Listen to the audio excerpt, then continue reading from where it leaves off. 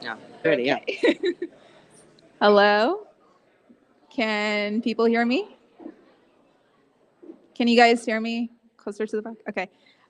Hi.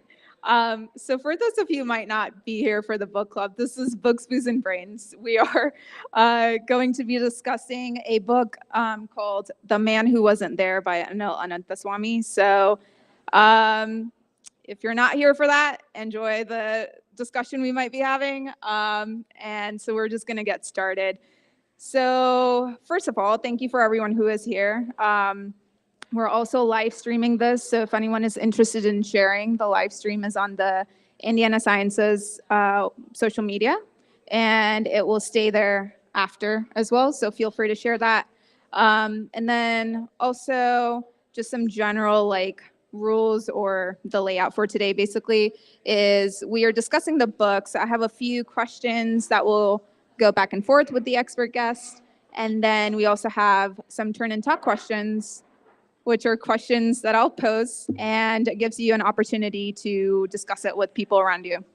So we'll get started shortly. I just have a few thank yous to shout out. So first of all, thank you to Central Indiana Science Outreach, which is the organization that started this book club several years ago.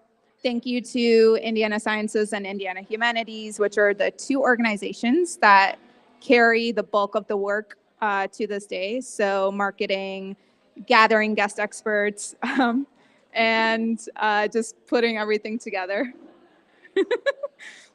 We're just waiting to get situated.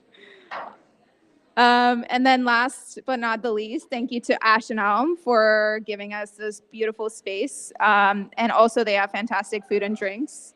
So feel free to order throughout the night. They'll be coming around taking orders. And so with that, I am going to get started by introducing our guest expert. Hello, Bradley Wentz. Wantz? Sorry, Wance. Wentz. Wance, Okay, I was yeah. right the first time. Bradley Wantz received his BA in theater from IU Bloomington and his Master of Social Work from University of Indianapolis. He is a licensed social worker and clinical addiction counselor, and currently he works as a therapist in private practice at Healing Through Authenticity and also at Community Fairbanks Recovery Center. Bradley, would you please tell us a bit more about yourself and the work that you do? Sure, I'd love to. Thank you so much for having me here tonight, and thank you to the Indiana Humanities for inviting me to come talk. Um, it's funny to me to be coming here like as a mental health expert. My experience with mental health has been mostly as a mental health consumer. Uh, as you mentioned, like I got my bachelor's in theater and drama. I was actually a double major in theater and drama and African American studies back in IU Bloomington, and then it was pursuing theater, pursuing performing. Life changed, and I got into therapy. I got into recovery myself, and then entered the field. Eventually went back to school, got my master's of social work, and then now I work at Community Fairbanks Recovery Center, where I've worked for since 2017 as a behavioral health therapist. I run a men's IOP group, which is an intensive outpatient program, and it's a group therapy-based treatment for substance use disorder, which invariably is also tied to mental health. I mean, they're just so entwined, and so that's my main gig. And then I also participate in a private practice called Healing Through Authenticity with Dr. Stephanie Rudd, and get to see individual clients in that space. And some of them, we talk about substance use, but it gives me an opportunity to talk more about mental health.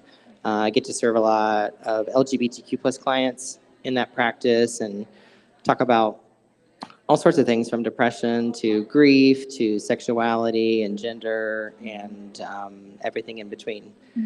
So yeah, it's been an interesting journey to get here, but I would say like the through line through that is like a fascination with human behavior. When we're acting, we're sort of examining human behavior and mimicking it and trying to figure out why people do the things they do, and it's for a very different purpose. And as a therapist, we're doing that too, but just in a slightly different space. Yeah. So I did not remember to introduce myself. Okay. Who are you? So here we go. My name is Jill Patel. I remembered because you were talking about behavior, and I was like, oh, right, I am a neuroscientist by training. And so we were talking earlier about like the overlap or the similarities in training that we both have, in that I did most of my work in a preclinical setting, so a lot of like lab bench work. And so even though I worked in, neuroscience, neuropsychiatric disorders, things like fear disorders or anxiety disorders, much of my work was not related to patients at all. It was ideally translational, but I never really worked with patients in my time of training. And so a lot of the stuff in the book, I feel like I have sort of an understanding of how things work, but it was really nice to have the case studies and the actual people, right, that the author discusses, which is something you don't also see, at least in my training as a neuroscientist. I think it's so important that we like have practice-informed research, research-informed practice, and that like you can read all the theories you want to. You can even sometimes read the case studies, but like to actually see someone in person, or just like, what does it look like when someone's in crisis? What does it look like when someone is not fully oriented and is having like a thought disorder? Right. And it just gives like I think it just reminds us like, I think that these are people, just like you and I. Yes, exactly. And that's the whole point of a lot of like neuroscience or behavioral health research is your goal is you're supposed to be helping patients who are affected by this, right? So how can you, if you don't know what's going on in their brains? And so the first question I have for you is, Ananta Swami talks on page 78. This might be different for people, but there's a quote that says there is a tendency within neuroscience toward neurobiological reductionism, especially in the study of disorders, by viewing the brain-mind relationship as a one-way street, with the brain influencing mental activity and not the other way around, which I think was very common when I was in my training too.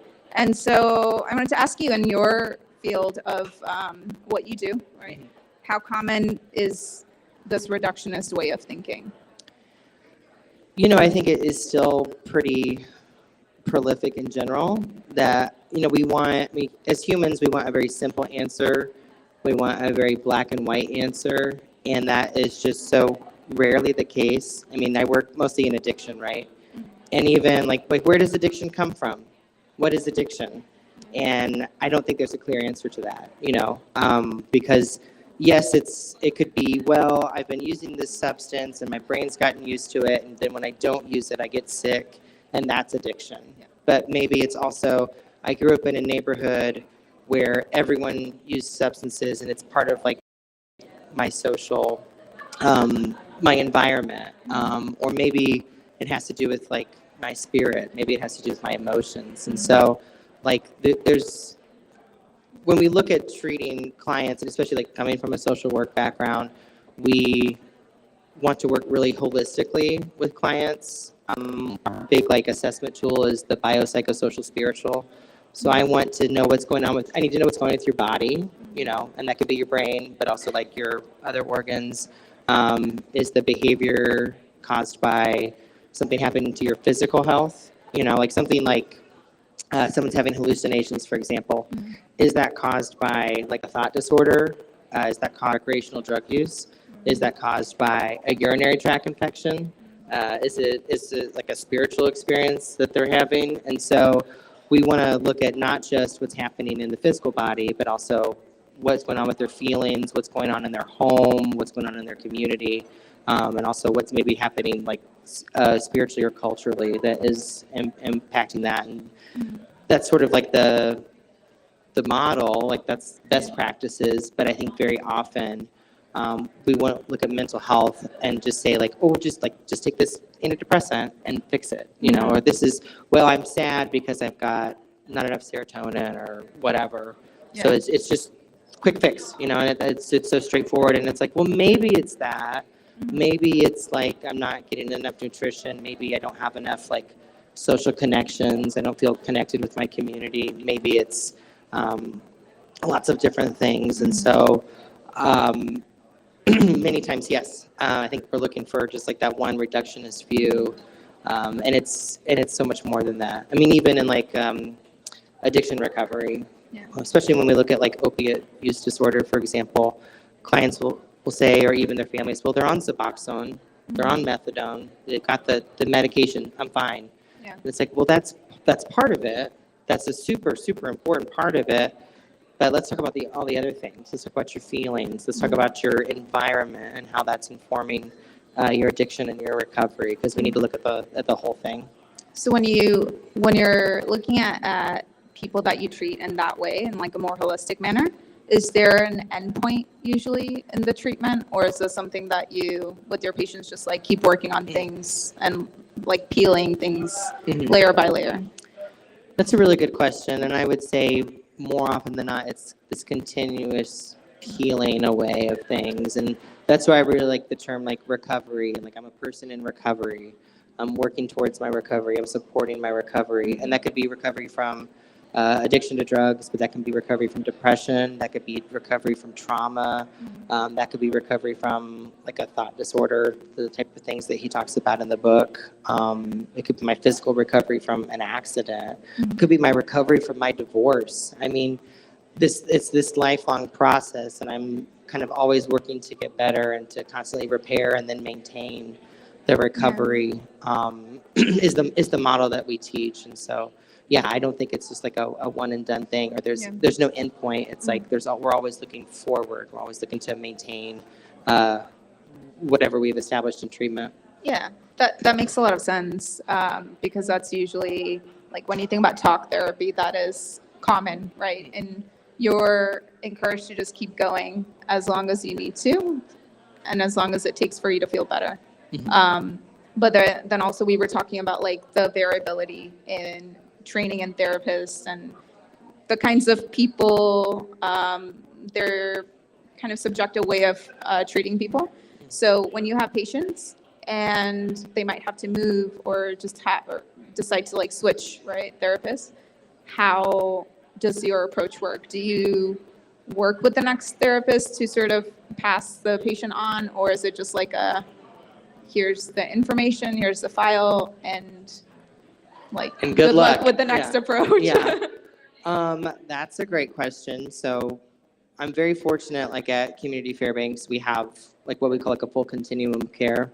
So everything from like inpatient, 24/7 hospitalization, down to like once a week, 1 hour group therapy.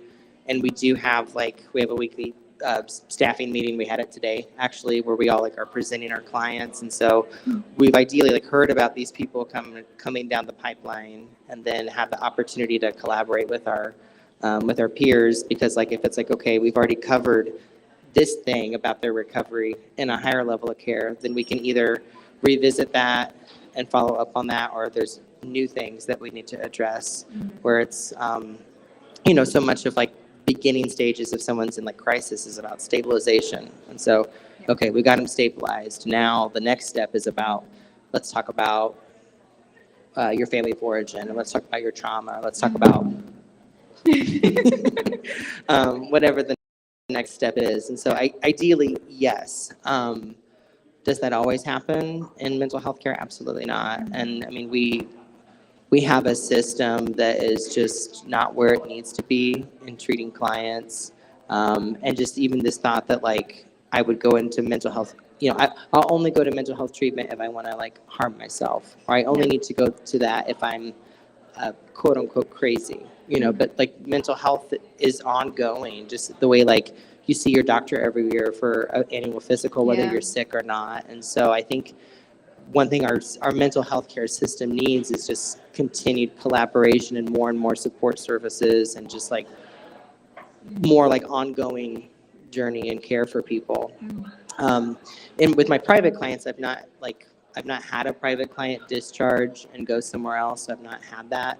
But also people in individual therapy sometimes will still be with their therapist until the therapist dies, oftentimes. All right. So, but yeah, ideally, we're collaborating before we hand them off. Okay, that's great, because I think that's one of the struggles that I've heard with people who are, especially people who are starting off therapy, who might not be open to it or used to it, who might have to like work through a few different therapists to figure things out. And that's always a struggle to like make sure that whatever they've worked on with one therapist sort of gets passed on, or at least they take it with them to help rather than just like have it be one little blip, right, of work that they've done. So, And when I'm working with a client that's had other therapists and like I've not talked to that therapist, like, well, what was that like for you? What did you like? What did you learn? You know, like, because like we learn through repetition, and so sometimes them repeating stuff is okay. Or like me talking about my trauma 3 years into therapy might be very different than me talking about my trauma for the very first time. And so like, I think it's like asking our clients to kind of go over something again, like it's not just like unuseful. Like I think that can be very impactful for the client as well. Yeah. Okay, so I'm gonna switch over to a turn and talk. Yeah, well, I think I mentioned the thing that I really liked about the book, which was that the author has these people that he talks about who struggle with whatever illness he's discussing, and he follows them throughout, months sometimes, and looks at how their life is impacted by this mental illness. And I think for me, the reason why I really liked it is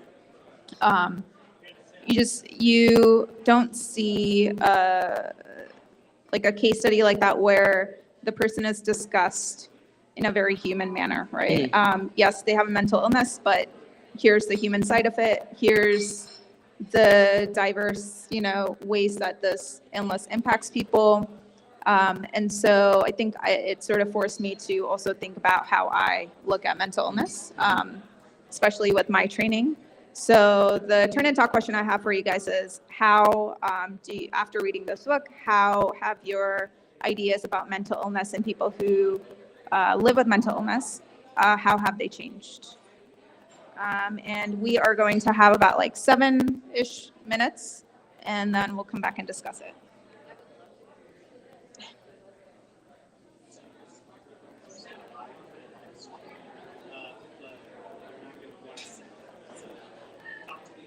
Yeah, so we'll discuss it. Because they can still hear it on the live stream. Nice. I feel like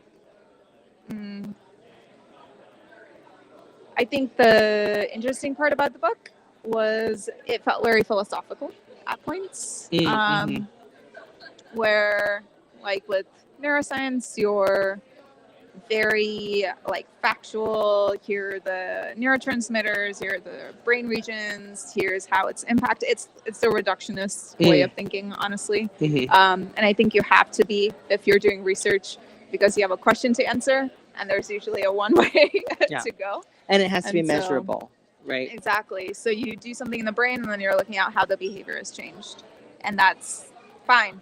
But I think in the book, it has a lot of different points where it talks about things in such a philosophical way. Talking about the self, the like Buddhist epilogue, what he starts off with too in the beginning. It's all very like, it just makes you think if we're missing things when we're just sort of fixated on what in the brain is going wrong, right? Like you said, which I really like, you have to look at the environment around people, the social support they have, because even if things are fine physically with a person, if they don't have a social safety net, or if like their socioeconomic conditions are horrible, you're going to have a greater percentage of people who are privy to mental illness, or at least like some form of mental illness. And I don't think that's given enough credit. Like when we're talking about just pure science, it's not, you just give people a medication that targets like, okay, maybe you're not sleeping well, here's something to help you sleep. You're feeling depressed, here's something to help you with that. And it never, in my like experiences, it's never actually helping people fix what the problem might be. And so that's what I liked about the book. I think it like it's scientific, but it makes you think about what are we missing Yeah. when we talk about mental illness. Yeah. It takes a very, I thought, like combining like the science with philosophy and like just what is the meaning of life? What is the self? What is life? Kind of these big questions and the way it incorporates sort of like, I think of it as like pre neuroscience thinking about thought, you know, Yeah. some of the like the French philosophers that it references, Descartes and, you know, Yeah. big fancy, you know, stuff like that. But yeah, I think you're right. Like the social environment things. I mean, I have a theory as far as like our work at Community Fairbanks. Many times it's like, am I treating addiction right now, or am I actually treating poverty? You know, like yes, I can give you a medication to sleep. I can teach you a coping skill for your anger. I can give you an antidepressant. I can give you something for your opiate craving. But like, is this a symptom of addiction, or is what's happening to you, the person?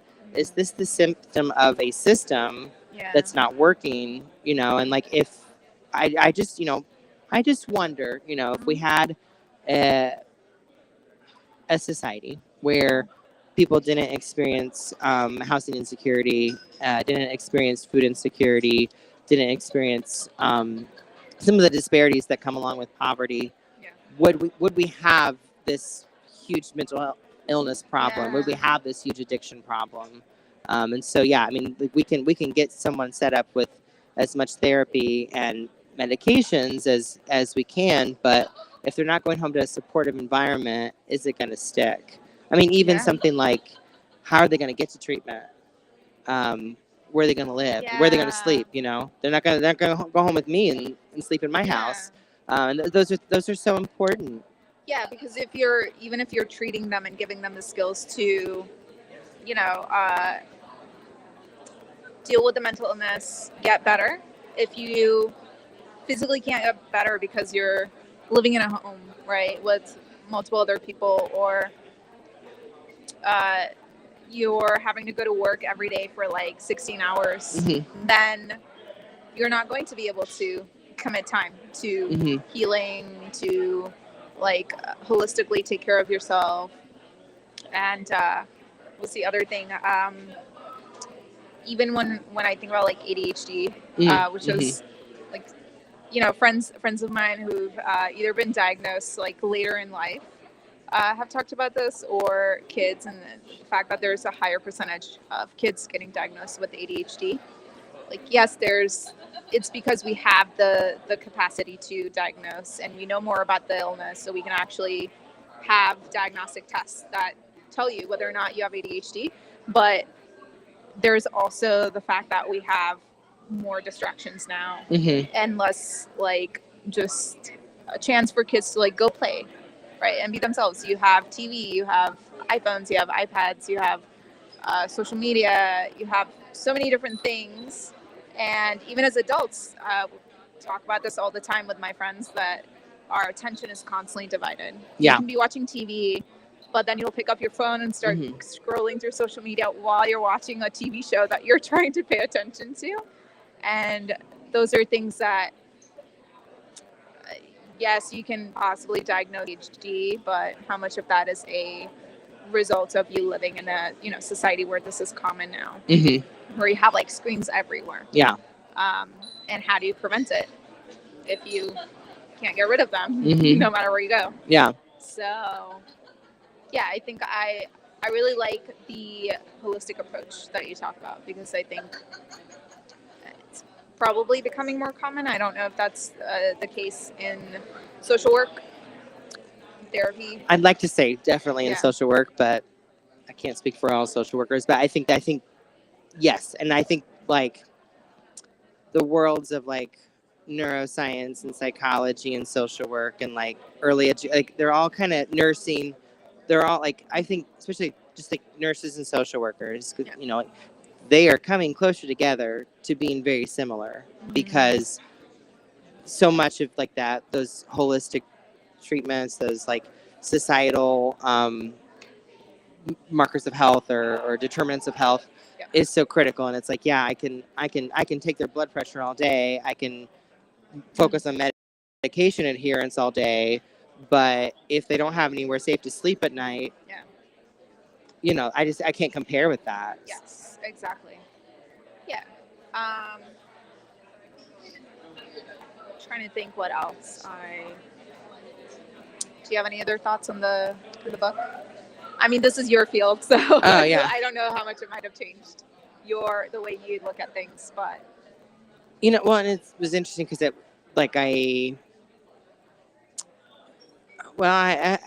we get a couple folks with like early dementia, early Alzheimer's, for example, that are also having like usually it's alcohol problem, and that can be very interesting when there's like the thought disorder, something cognitive happening alongside, because that approach really has to be different than someone else. Yeah, I feel like I had a thought with the question. What was the? Can I look at that? How has this book changed the way you view mental illness? Oh yeah. Oh boy, yeah.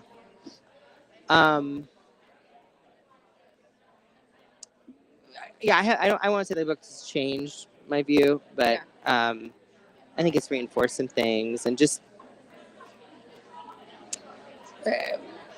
when we say like mental illness, I think it's just that's so vast.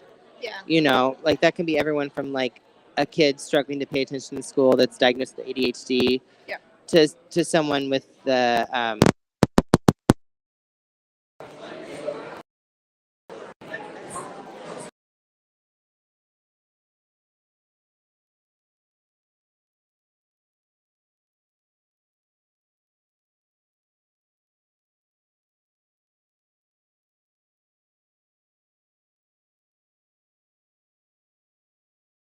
we need more. We need more research, more clinicians. Because like I kind of live in substance use disorder land, depression, anxiety, maybe some sexuality stuff, life events. You know, there's a lot of other stuff that I really can't claim to treat or know much about because it's just so broad and vast. Yeah, it is. I think the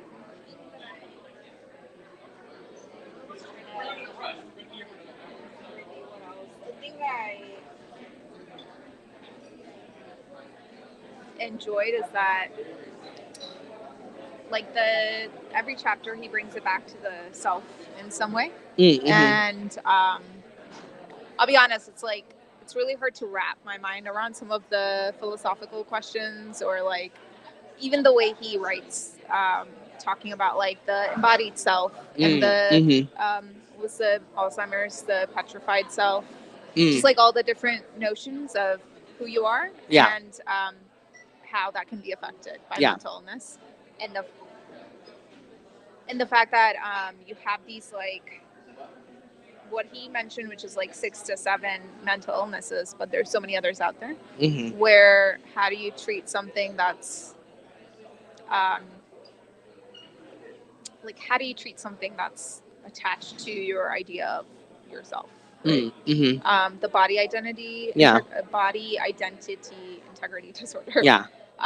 That's the one where I was like, the only way to treat it, at least from what I read, was for the patient to undergo surgery. Because other than that, there's no way to convince yourself that like this is your body part. I really struggled with that chapter, I'll have to admit, because I just and that is a completely new thing for me. I never heard of that disorder before. But to think that is that the only way to treat that? I don't know, because like when we look at treating someone like say with schizophrenia or like a thought disorder, sometimes they're going medication and those thoughts go away, you know. But sometimes it doesn't, you know. Or someone who has like a dissociative identity disorder, or we used to call it multiple personalities. Some of those things, they don't go away, and so it's not about making it go away. It's about how can I live life knowing this? How can I tolerate this? How can I work through this? You know? And so I would just be very interested. And I mean, what he put in the book was like that psychotherapy's not been effective for these people. Medication's not been effective for these people. I mean, I just have to wonder though if we've kind of what psychotherapy, who's doing the psychotherapy? You know, maybe one modality didn't work, but another. My big question is like, are we asking about trauma in these people's lives? Because I just wonder, you know, there was, I think, the case study about something happened in childhood, and the boyfriend was the stepdad was like a dentist or something, and she didn't think she had teeth or something like that. You know, and just like, is there some traumatic event in the past that's causing this, what I would call a delusion, that like my leg is not my leg. I need to get rid of my arm. And so, that chapter I struggled because I just kept thinking, so like, we as social workers, like we have a duty, like if someone wants to harm themselves, like they want to end their life, we have a duty to keep them from doing that. Exactly. And how is I want to cut off my own leg different from I want to end my own life? Yes, that is so interesting. Okay, I'm gonna bring this back, and I usually just ask them to like share things. So feel free to respond to that. Okay. But I might ask you to share that last part. Okay. I thought similar things. And it's really interesting from like the point of view of what you do. Yeah. How you would view someone like that as a patient. Okay. We're gonna come back. Okay. We are back. So, I think Megan, do you have the microphone or, oh. So we have a microphone going around. If anyone wants to share what they discussed, the question was, how has this book changed the way that you view mental illness and people who live with it?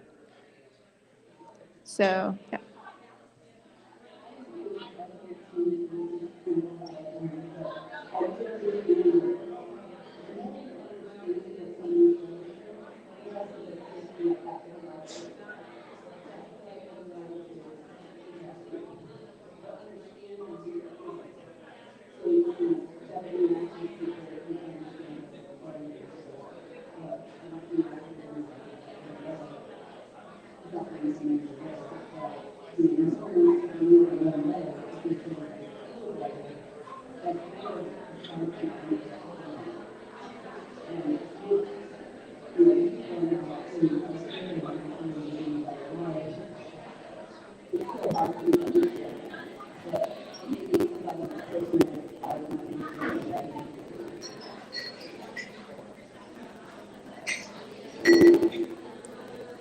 Does anyone else want to share?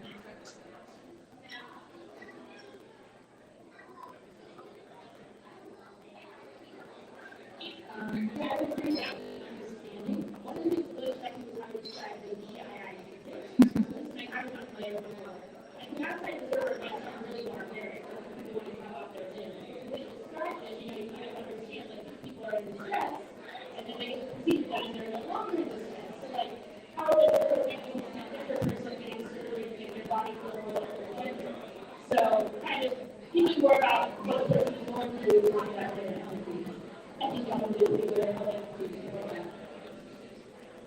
Yeah. Did you? So we talked about the same topic too towards the end, and so do you want to share what you were talking about towards the end about the BIID? Yeah. So I really struggled with that chapter on the body identity integrity disorder, or BIID, which is a new disorder to me. I'd never heard of that before, which I think he says in the book is not like classified right now as a medical disorder. Like it's not in the DSM-5. You won't find it there. And the thought that like having to get rid of a limb, having to go like this really drastic surgery is the only way to treat this, or only way for the client to find happiness, I struggled with, because that's such a drastic measure. And like how how is that different than like self-harming? I cut myself, I feel better. Or even the thought like I need to end my life. And, we as like mental health clinicians, like if you come into my office and you say that you want to end your life and you got a plan and you're going to do it this afternoon, I have to call the like police and we got to put you in the hospital for a couple of days. That's like what the law is. Yeah. And so how is like I want to cut off my arm different than I want to end my life? And my initial thought, like, I think, okay, what would I do? If someone walks into my office and says, I have this arm, it's not my arm, and I need to get rid of it. I think the first thing is to approach the person with empathy. Like, even though I may doubt that that's what needs to happen, whatever, that doesn't matter. It's very real to them what's happening. And so first, just having that empathy, and then like my initial thoughts as a clinician, it's like, instead of thinking, okay, let's help you do this, like, can we help you manage this? Can we help you tolerate this? Can we help you still live with this? Because with many mental health disorders, like the thought disorders, something like schizophrenia, for example, the hallucinations may never go away. The voices may never go away. The delusions may never go away. And so the treatment is not about get rid of them. It's about how can we still function with them? How can we say, I know that, I believe that there are wires coming out of my head and they're connected to the matrix or whatever. And like, I know I believe that. Yeah. And everyone else tells me that's not real. So I know that it's probably not real, but I feel like it's real. And how do I still like behave? How do I still act accordingly? And so, yeah, that it was interesting that you both kind of mentioned that chapter on BIID, because I thought it was very interesting and very challenging for me. Yeah, likewise. I think it's also telling that there's not as many. Well, there was just the one surgeon that they mentioned who does this on the down low in China, and I'm guessing it will take years and years for this to be legal. But like assisted suicide, for example, is legal. But even that has its own history of the ethical questions that you just brought up, and how, I know that's slightly different, but when we talk about a disorder like this, where it's the person is feeling physical pain to the extent that they would want to harm themselves, like on their own, try to cut off their leg, right? Or just end their lives, then it's clearly very real to them. And so, yeah, I think it would. I struggle with that in the same way that I've not heard of it before, and it seems very like novel to me that this would be something that people go through. Well, and it is interesting, like you bring up gender identity disorder, gender dysphoria, and that thought that like my true self is a different body person than what I'm born into, and then we like support that medical transition. And I don't know, maybe one day we get to a point where that like BIID is recognized as a quote unquote legit disorder. We live in a very ableist society where the thought of like actively wanting to need crutches or a wheelchair or a prosthetic is totally like not, that's so foreign to us that it's like, well, how could you do that? But I think perhaps, and that's even maybe part of my reading of the book, it's like there's some ableism there. There's some kind of considering like certain bodies more viable than others. Still like amputating your own leg is a pretty drastic surgery, but also changing your sex organs is also a pretty drastic surgery. And if it is relieving this person's distress, I don't know, maybe one day we get there. Yeah, and he does mention every single person who got the surgery doesn't regret happier, it. Yeah. And so if something as drastic as like cutting an arm or a leg off and you don't regret it after, clearly you had to have been in that much pain to be happy with that decision. Yeah. So makes a lot of sense. Does anyone else have anything to share? Okay. Okay, so we will move on to another question that I think is sort of a big one, but in the first chapter, which is titled The Unmaking of Your Story, Anandaswamy talks about the various theories of selfhood in patients with Alzheimer's disease, right?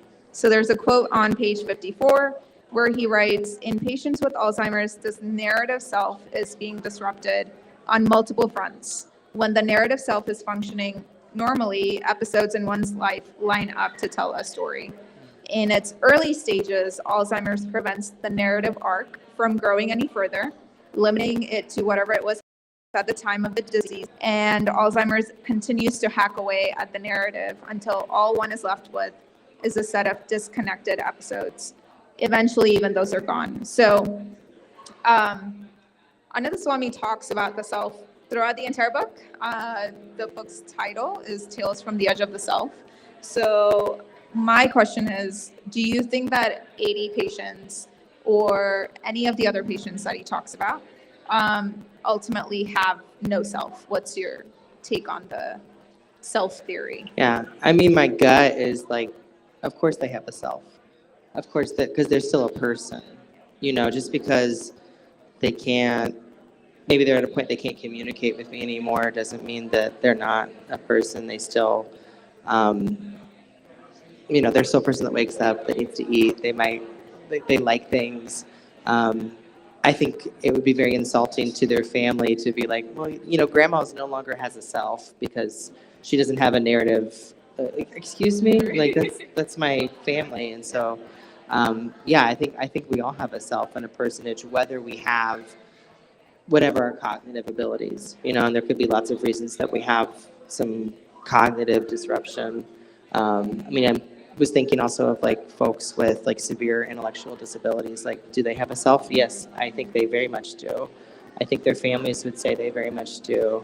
And so whether that self is able to be expressed or even is conscious of it, I think it's very much there. And the thing that, like with this question, that I think he misses in the book is like there's no conversation of spirituality. And I think that's where that comes in. Because like not everything that happens with humans and our behavior can be explained in a lab. Not everything shows up on an MRI.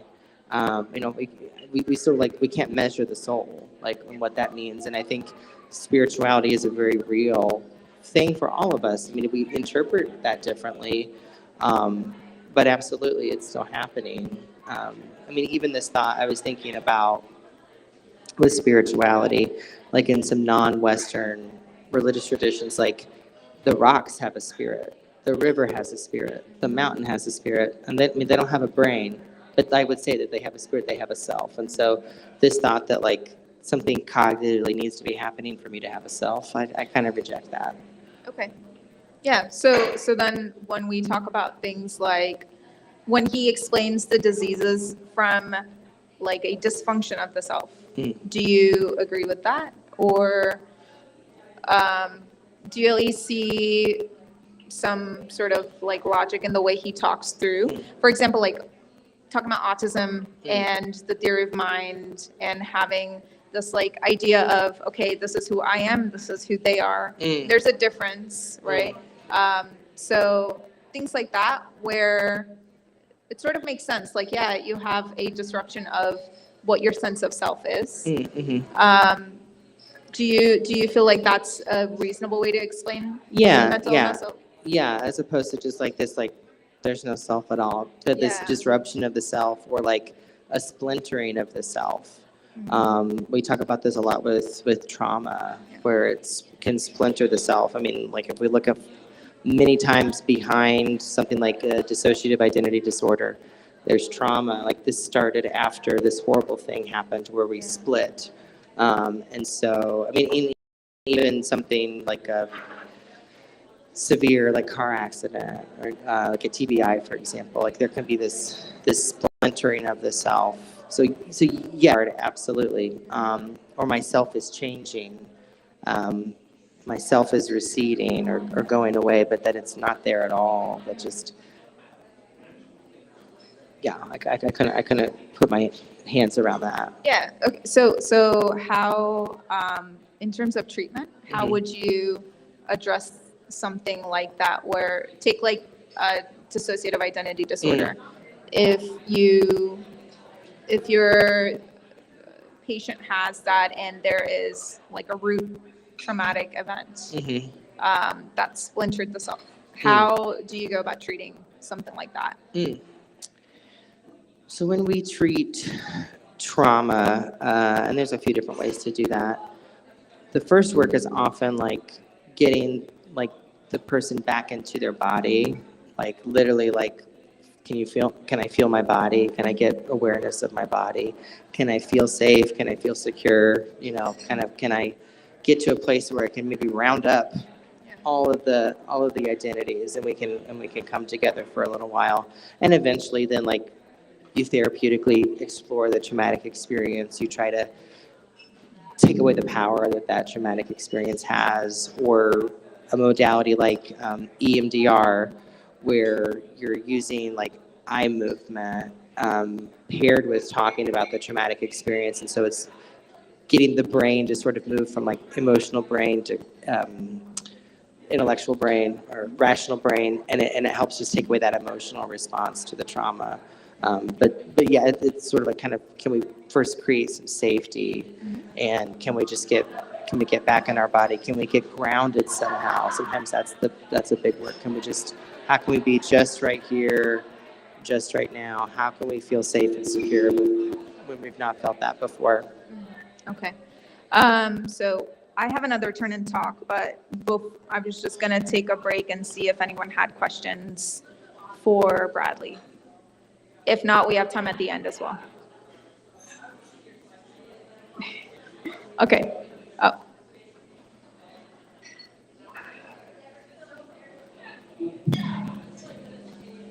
So this book was written back in 2016, and a lot of the stuff that you're talking about is preliminary research, and it's interdisciplinary targeting research. I'm wondering if there have been any developments or changes since then that you know. Not that I am aware of, but I'm sure there has been.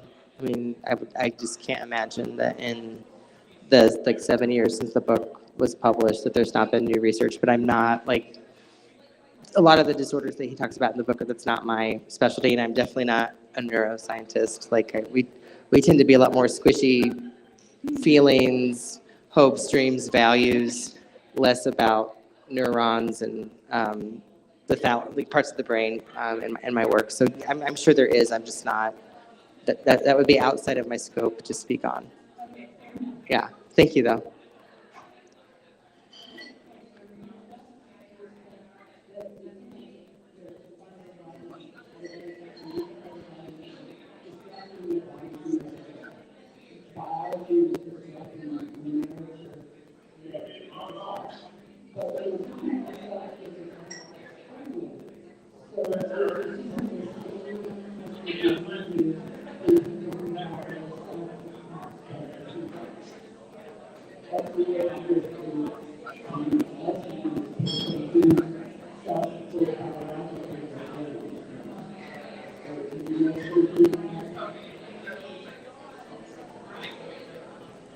I really struggled to hear you. I'm so sorry.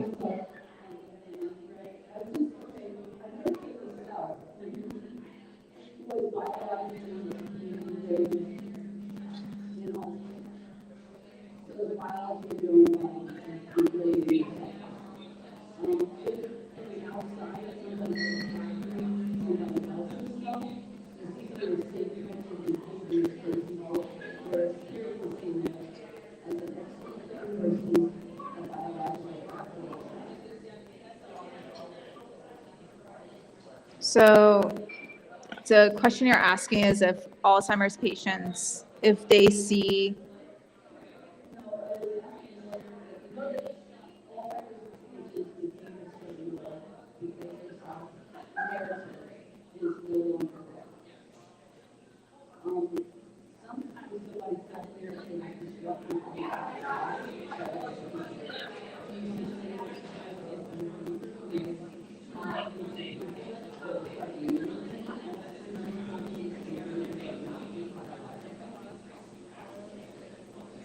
Do you understand the question? So basically, like someone displaying like the symptoms of Alzheimer's, but it's not happening because of something biological going on.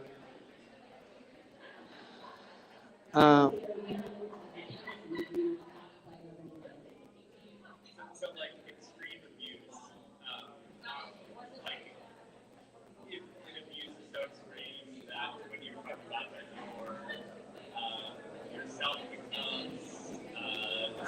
disrupted or like disassociated. Yeah. Oh, yeah. Yeah. I would say like the presentation could be the same.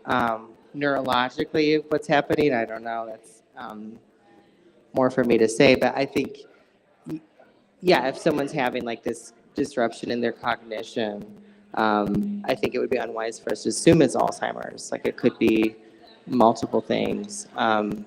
It could be. So from what I know, like biologically about Alzheimer's and how you would diagnose it is you would have to see like dementia and cognitive decline. And there's usually a biological like correlation of degradation in your brain that's happening at the same time. That's very like unique to Alzheimer's. And so I think that's common in all Alzheimer's patients, all dementia patients. Like you have that diagnostic test, you have the specific protein disruption in the brain. But whether or not it's caused by like trauma or other events, that I don't actually know if there are studies that have like looked at how common it is for Alzheimer's patients to have trauma in their past or like trauma that might have led to it sooner. I don't know if that's. I mean, I would have to imagine that like if you're sort of at a predisposition for Alzheimer's, and then you have trauma in your life, then that can kind of speed it up. Same thing, like if you have, poor diet, poor sleep, poor living conditions growing up. I mean, those have to exacerbate each other. But I think like from my understanding, like Alzheimer's is very genetic, and so that's sort of the first thing to look for. Yes. Yeah. But if someone came to me and they're experiencing like Alzheimer's-like symptoms, but there's no genetic history, and say like they're 29 years old instead of 69 years old, then I might say, well, let's see what's happening. Yeah. That this might be something. Let's not go there so fast. Yeah. Yeah. Did that answer your question? Okay. Sorry, it took a few tries. Sorry. Okay, so I have a turn and talk, and so this one is something that I've sort of been thinking about when I first started like neuroscience. I felt like the amount of stigma around mental illness was high enough for me to notice. And then over the years, even by now, I would say there's been an improvement in the destigmatization of mental illness and people who live with it. And so I do think that when we learn about like the history, which Ananda Swami talks about the history to some degree for some of the illnesses that he discusses and the path that's taken, what people used to think in the 1800s and 1900s about some of these diseases and how it's evolved. But I think we still sort of struggle to understand what's going on.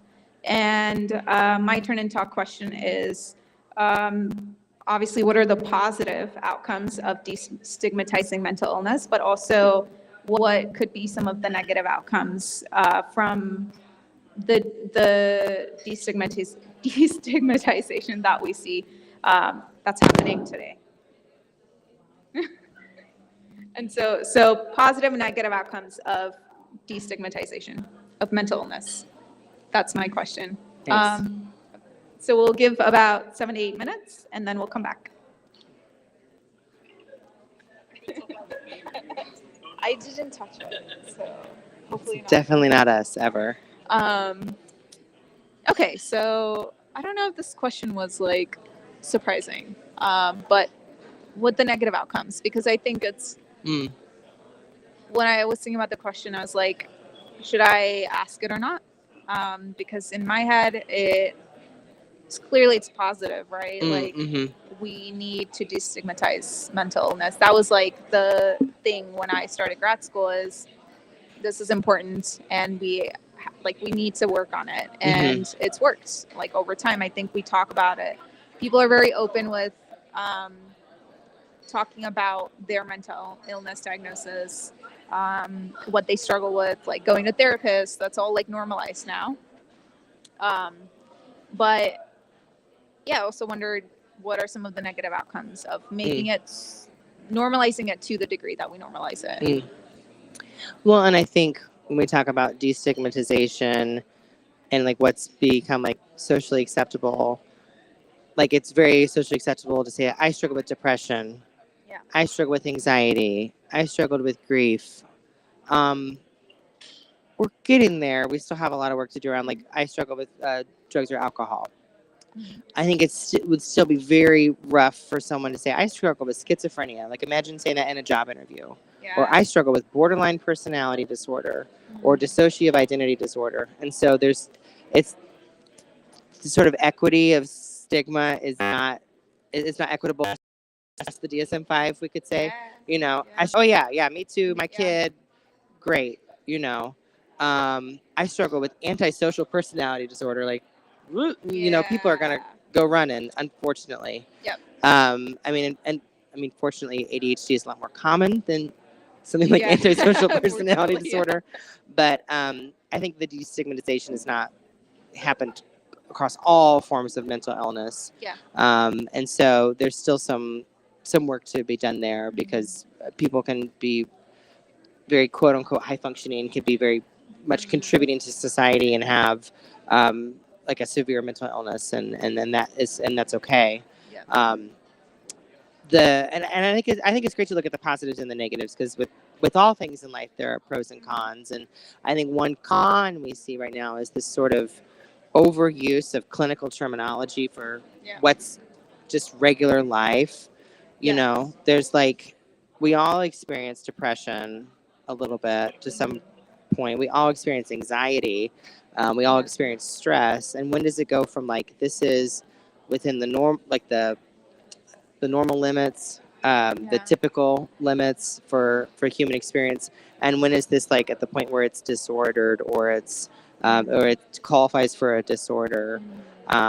You know, good old TikTok, you know, we have all these sort of triggers and narcissism. I mean, there was just a like piece in New York Times about narcissism last week, and like sort of assigning that label to every kind of behavior that's like self-serving, and it's like, is that really the thing? Yeah. And so I think what that just points to for me is that we kind of need to look at like mental health like all along this continuum, and also as preventative medicine, like we all 7 billion of us need to know how to manage stress. All 7 billion of us need to know how to manage depression and anxiety, inattention. You know, we talked about the phones and stuff, and so like those are all normal things that we all need to know how to do, and that's all part of mental health care. But then there are certain things like I wanna kill myself. That's sort of atypical, or I hear voices. I don't know where or who I am, like that.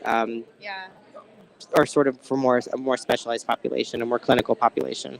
Yes, there is a self-diagnosis like run rampant. Abundance. Yeah. Yes. And I think that's TikTok. You mentioned I don't use TikTok, but I would imagine like that everything else that I do use that social media already has like a plethora of self-diagnosis, people encouraging other people to like call out things in their lives that are not actually gaslighting, not actually narcissism. Yeah. But because those terms have been popularized and normalized, now we're just like any behavior that should be analyzed, like definitely analyzed and called out.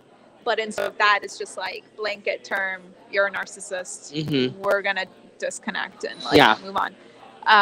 And could narcissism be like, we all are narcissists, and it's like a scale, spectrum. You know, am I like just do I have a little narcissism, or do I have like an unhealthy amount of narcissism? Yes. So yes, and that's not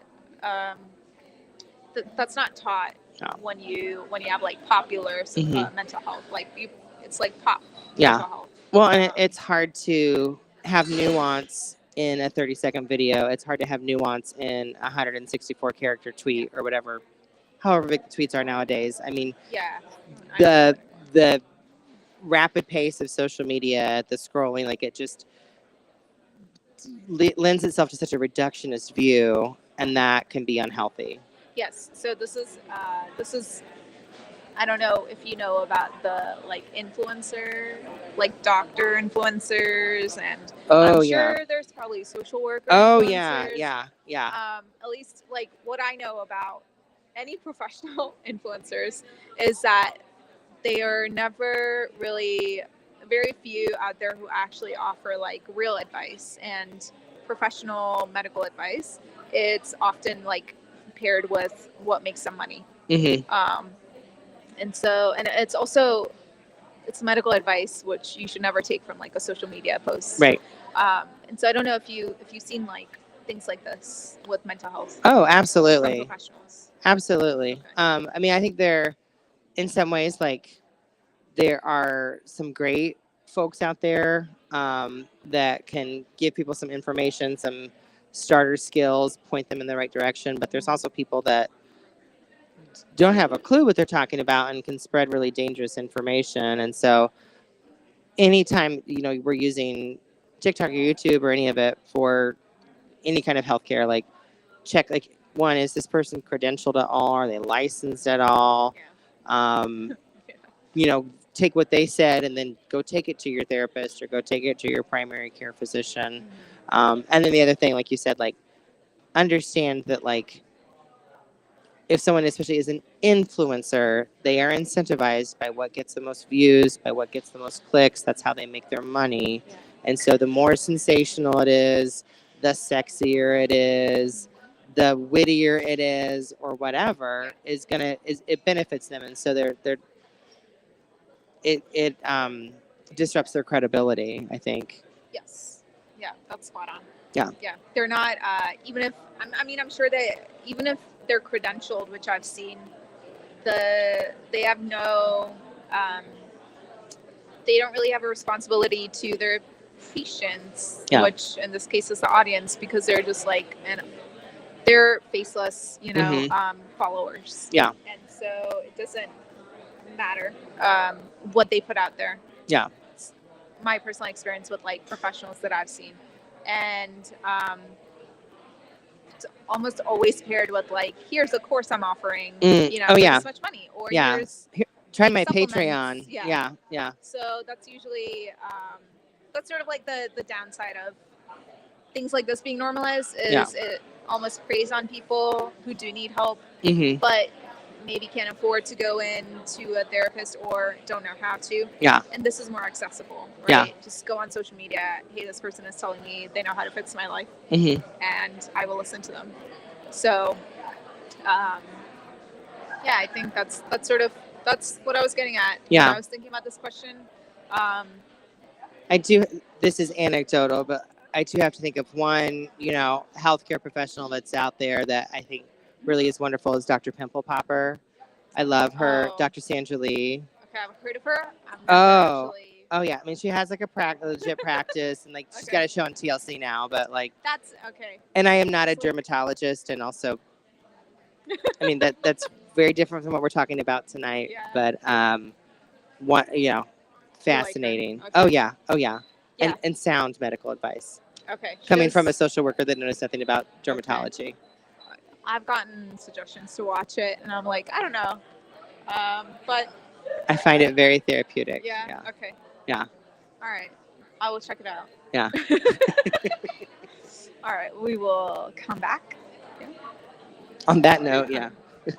Come back to that. Okay. We are coming back.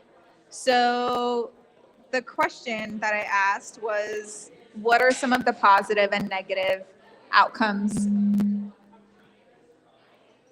What are some of the positive and negative outcomes of mental illness being destigmatized? And so, microphone, we'll have it going around if people want to share what they discussed.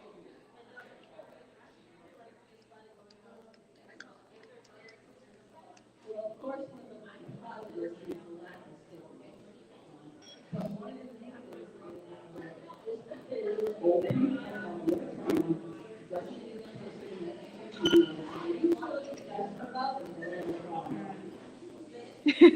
Short and sweet, that's true. Don't know if you have anything to add to that.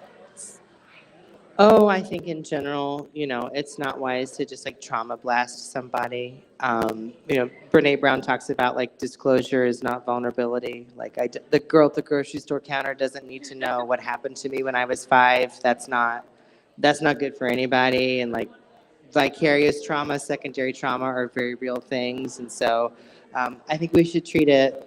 I think of it like a little china doll in a china cabinet. And we take it out for just special people at special times. Does anyone else want to share? We also have the negative of it can make you more potential people self-diagnosing, which isn't necessarily bad per se. It might be someone being like more hypochondriac or just saying, okay, I discovered what I have, and not really actually going to therapy or not addressing it. But I think it's positive, like lack of less stigma means more people are actually going to go to therapy and get help, and also more people around them are going to understanding the person that's like a mental disorder and difference. And like, I was very specific problems without referring to something to me correctly. And like seeing pretty more than Yeah, we talked about that too. So the self-diagnosis part, it's more common now, right? Because you have the resources to know here are the things that can be wrong with me, and it's very easy to look at like a bullet point list and be like, oh, I checked these things off, so that must mean I have anxiety disorder or other very serious things. Mm-hmm. Well, and I think like the reason people sometimes search for the diagnosis or cling to that is it's comforting. It's like, oh, this finally, like I feel like this is, not just happening to me, or I have a name for this thing. But absolutely, like there's just this generalized over clinicalization of every human behavior that's pretty within normal limits. I mean, Yeah, you also run the risk of diagnosing other people, which we also talked about, where you just look at other people and say, you're gaslighting me, which wildly misinterpreted term. And then also like narcissism is the other one we talked about. So your ability to like interact with people without assigning them like a mental illness or, a problem is lessened because you suddenly have all of this information, but it's not clinical. It's not to a point where you are given this information in like a helpful way. It's often like social media, which we also talked about. It's very like disconnected pieces of mental health information that you're given because it's more accessible. It's easier to send out to people when you just have like a 15-second clip telling you what depression is or how to diagnose ADHD, something like that. yeah. Any other thoughts? Any other people want to share? Okay. Okay, I have a question for Bradley, and then we'll go over to a Q&A. So throughout the book, and then there's a specific quote that I'll bring up, but I know this one we talks about the Bayesian brain, which is like a predictive, model that suggests that the brain makes inferences based on sensory inputs that come in. And then those are also based on prior beliefs. So it's like very mathematical modeling of what the brain does. And so on page 156, he says, what you perceive and what you feel is always the brain's guess as to the cause of the signals. And then further down, he says, the subjective emotion we feel is the brain's best predictive guess. That explains the incoming interoceptive information at a whole bunch of hierarchical levels. So I know this is a big question, and I don't completely understand it either. So do you think that the brain and how it produces emotions is something that you can explain with predictive modeling or mathematical modeling? Yes. No. So what I mean by that is like, yes, I think predictive modeling definitely goes into the way we think. When we talk about like our core beliefs, our prior experiences, that shapes what we think, what we believe is possible. And so in our brains, we look for patterns. We like nice, neat narratives. We like a story. And so like the story I'm telling myself is what we say oftentimes in therapy. And it's something that, again, I stole from Brene Brown, but like we look for those things. You know, my boss calls me and my first thought is I'm fired. All she has done is call me. I haven't even answered the phone, but I've made up a story of why she's calling me because, I don't know, I've got some internal fear or some internal belief or whatever. And so like, I think we can when that happens to us all throughout the day, you know. My friend doesn't call me back, I make up a story. I'm texting with somebody and those three dots come and then they disappear and I make up a story about what happened there with the person that I'm texting with. And so, yes, I think we certainly, it happens to us and it's a natural thing. It's not like something we can stop doing. I think as far as like treatment or mental health is about recognizing when it's happening and like, hold up. Like, is the thought I'm having based on a fact, you know, or is it based on like a feeling that my brain has come up with because it matches the predictive model, because it matches the narrative that my brain wants to look for. So. Okay, that's a great way of thinking about it because it's hard for me to understand like predictive modeling when you factor in emotions, but that's a great way to explain it, that it can be both, where it's a predictive modeling at like the base level, and then you have all these other ways that also like make human beings human, right? Mm-hmm. Because I just had a conversation where we were talking about like AI and something I'm sure everyone has heard about, which is ChatGPT, right? And what you put into it, and how well it's able to sort of also predictive modeling. And so how different is ChatGPT from human being like brains, right? And that's always a hard one to explain because ChatGPT doesn't have emotions, but then you could argue, yeah, you can like feed it information that tells it how to emote. But then what makes that, you know, different from how we work and how our brains operate? Yeah. Yeah. And that, like, I don't know a ton about ChatGPT, ChatGPT. but like it will work for a certain point where it's logical. Like, hey, how are you? I'm great. Awesome. How are you? Like, there's sort of like some predictive. Yes. It happens for a while, and then at a point, it's like, I think I'd like a cheeseburger. Cheeseburgers were invented in 19, you know, it just where it doesn't kind of falls off the track because there's not like that human connection. That's the like context or intuition that goes away. Yeah, absolutely. Well, great. I am going to open up for Q&A, and then we'll just have the microphone going around again. So we're coming to an end. So this is your chance to ask any questions, any pressing questions, book related or related to what Bradley does.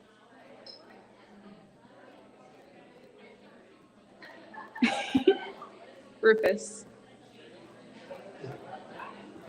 I'll ask a question. I think I'm just going to ask it more happy so you can actually hear.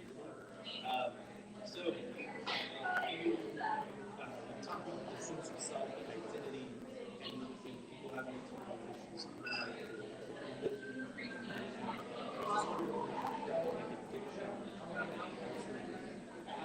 A lot of people addiction is such a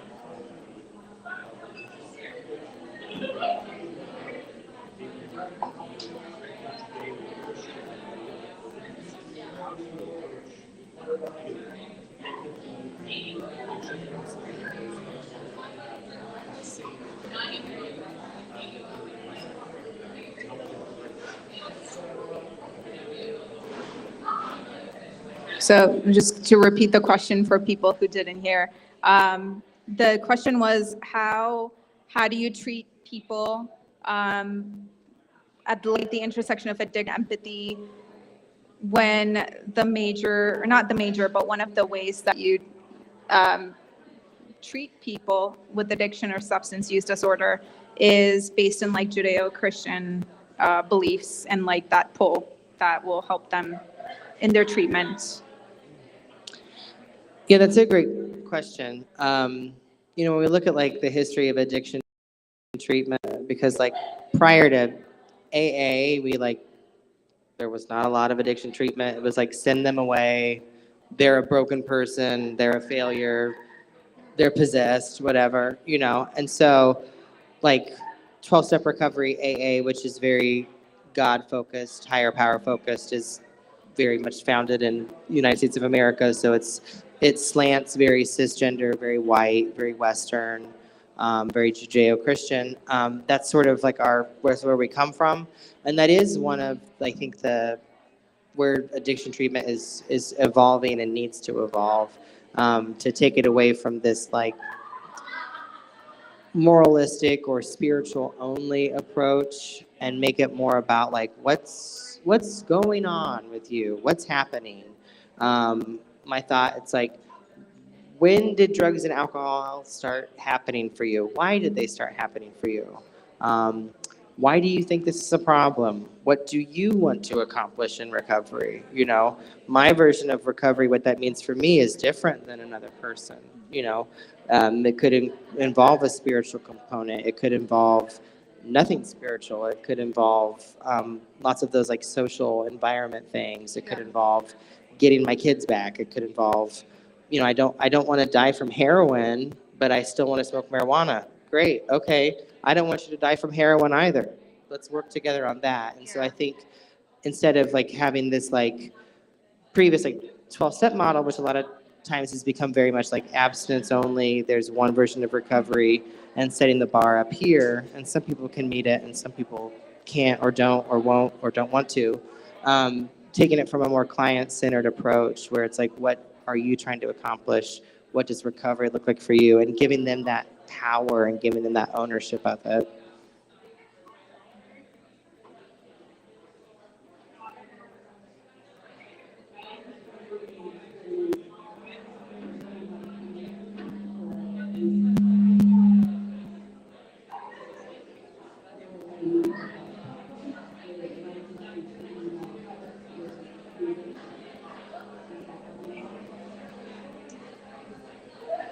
So someone coming in for addiction but also needing mental health, or vice versa?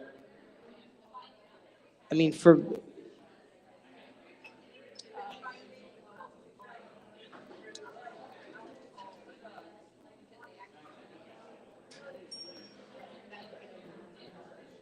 yeah.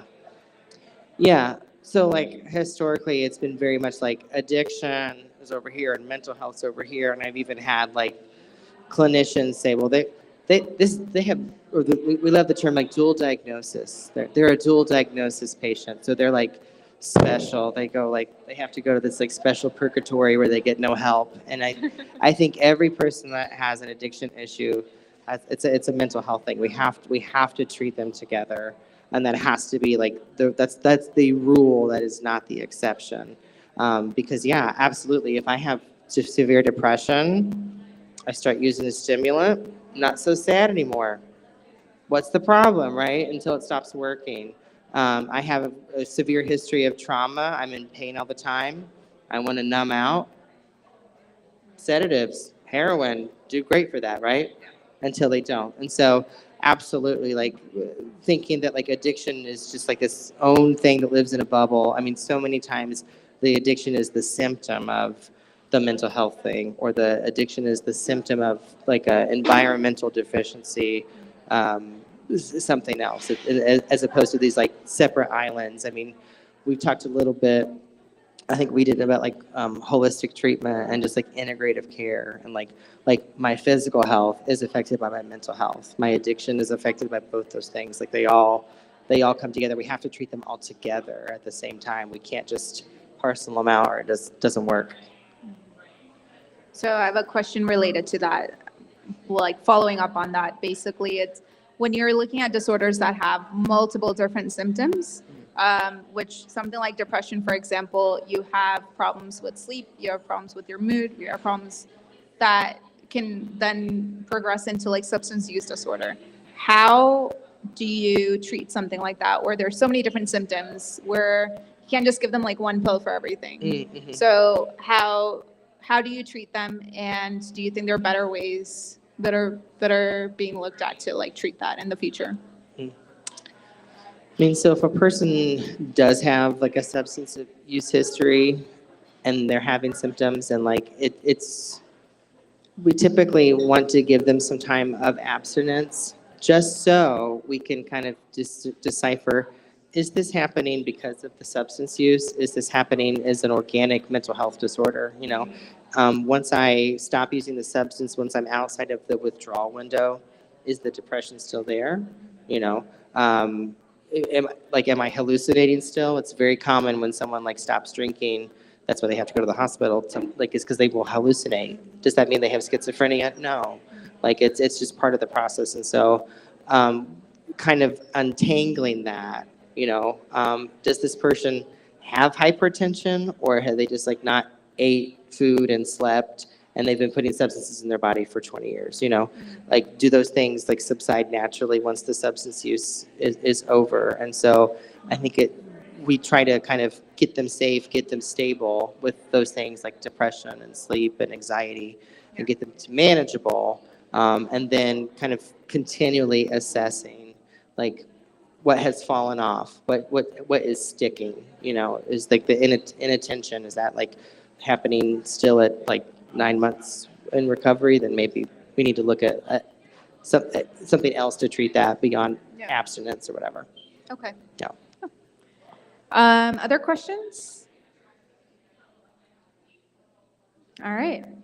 Well, I think if there's no more questions, we're going to wrap up. I'm just very quickly looking up when next month's Books, Boots, and Brains is. So the April 25th, thank you. So April 25th at 6:30, right back here, we are discussing The Home Place by J. Drew Lanham. So we will see you guys then. Thank you, Bradley, for joining us today. Excellent discussion. And thank you, everyone, for coming in. Thank you so much for having me.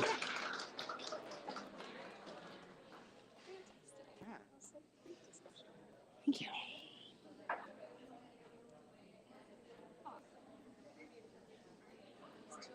Okay.